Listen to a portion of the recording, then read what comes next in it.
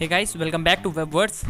तो फाइनली जिस चीज़ का इंतजार था वो हो ही गया। लोकी की टीवी सीरीज आ ही गई एंड यकीन मानिए पहला एपिसोड देख के ऐसा लग रहा है कि आने वाले एपिसोड बहुत ही अमेजिंग होने वाले हैं। देखो, मार्वल वालों ने इस साल हमारे लिए काफी सरप्राइजेस रखे हैं एंड यकीन मानिए लोकी की टीवी सीरीज भी इसमें हाई रैंक पे आती है। काफी टाइम से इसका इंतजार था, अब ये आ चुकी है। तो इस वीडियो में हम एपिसोड 1 का ब्रेकडाउन करेंगे एंड कई सारे ईस्टर एग्स के बारे में भी जानेंगे जो हमें सीरीज में देखने को मिले। तो अगर अभी तक चैनल को सब्सक्राइब नहीं किया है तो कर लो एंड स्टार्ट करते हैं बिना टाइम वेस्ट किए।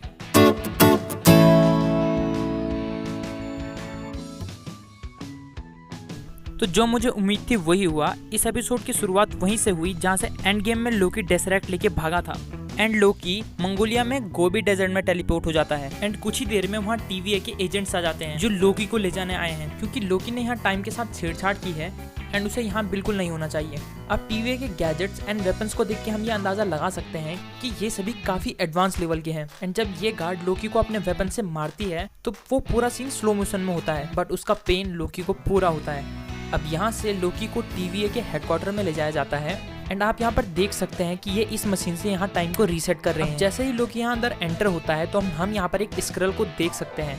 ये बात हमारे लिए ज्यादा सरप्राइज करने वाली नहीं होनी चाहिए, क्योंकि स्क्रल अब हमें मार्वल की काफी मूवीज में दिख रहे हैं। आने वाली मूवी सीक्रेट इनविजन में तो स्क्रल लोकी टीवीए के हेडक्वार्टर में तो है, पर उसे अभी तक ये आइडिया बिल्कुल नहीं है कि वो कहाँ है एंड उसे किस चीज के लिए यहाँ लाया गया है। आगे की सीन में हम ये देखते हैं कि लोकी को उस जगह ले जाया जाता है जहाँ उसने जो भी अपनी लाइफ टाइम में बोला है उस पर साइन करवाया जाता है। ये सीन हम ट्रेलर में देख चुके हैं। अगर आपने मेरी ट्रेलर ब्रेकडाउन वीडियो नहीं देखी है तो मैं उसका लिंक डिस्क्रिप्शन में दे दूंगा, आप वहाँ से देख सकते हैं। अब लोकी को हियरिंग के लिए जाना होता है एंड यहाँ एक आगे का सीन काफी औसम है जहां एनिमेशन से टीवीए के बारे में बताया जाता है एंड इसको एक्सप्लेन करती है मिस मिनट एंड एनिमेशन के थ्रू इसे ऐसे समझाया गया है कि इसे सब समझ सकते हैं। एंड मिस मिनट यहाँ ये समझा रही हैं कि बहुत पहले काफी सारी टाइम अलग हुआ करती थी जिससे टाइम को मैनेज करना काफी मुश्किल हो जाता था एंड इसको कंट्रोल करने के लिए टाइम कीपर्स ने इन सभी की एक सिंगल टाइमलाइन बना दी जिसे सेपरेट टाइमलाइन कहते हैं। एंड मिस मिनट यहाँ ये भी बताती हैं कि कभी कभी कुछ लोग जाने अनजाने में टाइमलाइन से छेड़छाड़ करके मीन्स जहां उन्हें होना चाहिए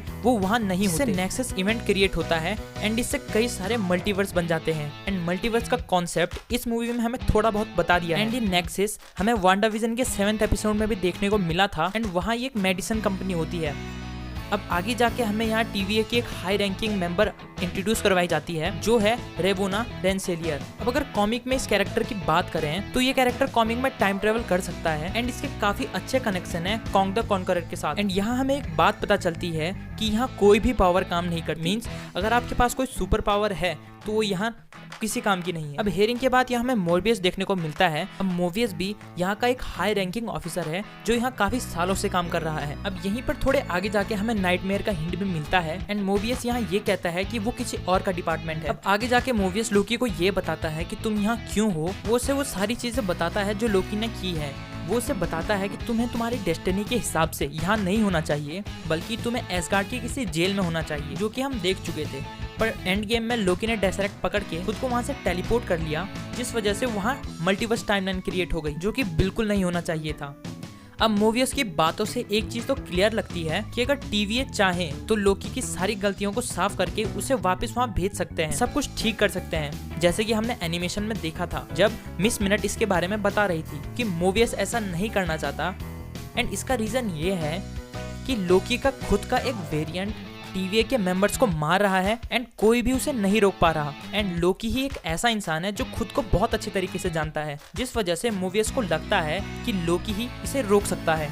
अब वेरिएंट वो लोग होते हैं जो टाइमलाइन के साथ छेड़छाड़ करके मल्टीवर्स टाइमलाइन क्रिएट कर देते हैं, जैसे लोकी ने किया। हाँ, अब ये भी सही बात है कि वो लोकी की गलती नहीं थी, पर उसका ये स्टेप उसकी डेस्टिनी में नहीं लिखा हुआ था। पर लोकी की इस गलती से एक अच्छी चीज ये हुई कि हमें लोकी की टीवी सीरीज देखने को मिल गई। अब हम ये देखते हैं कि लोकी टाइम थिएटर से भाग तो जाता है पर वो टीवीए से नहीं निकल पाता, क्योंकि यहाँ कोई भी पावर काम नहीं करती, ना आपकी पर्सनल पावर एंड ना ही इन्फिनिटी स्टोन्स। अब यहाँ पर इसका सबसे बड़ा एग्जांपल ये देखने को मिलता है कि जब डेसरेक्ट को टीवीए में ला रहे थे तब तो डेसरेक्ट चमक रहा था, पर आगे जाके जैसे लोकी उसे पकड़ता है तो उसकी लाइटनिंग कम होती रहती है। उसकी ही नहीं बाकी और इन्फिनिटी स्टोन्स की भी, जो ये बताता है कि यहाँ लिटरली पावर की कोई वैल्यू नहीं है।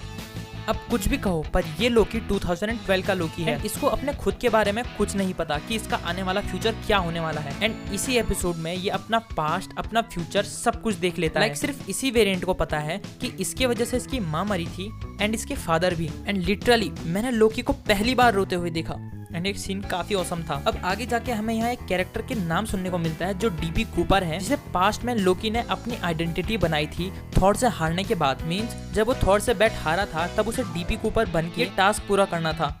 एंड ये स्टोरी रियल स्टोरी है जो 1971 में हुई। डीबी कूपर के एक आदमी ने प्लेन को हाईजैक करके $2 लाख की मांग की एंड डॉलर मिलने के बाद वो प्लेन से कूद गया।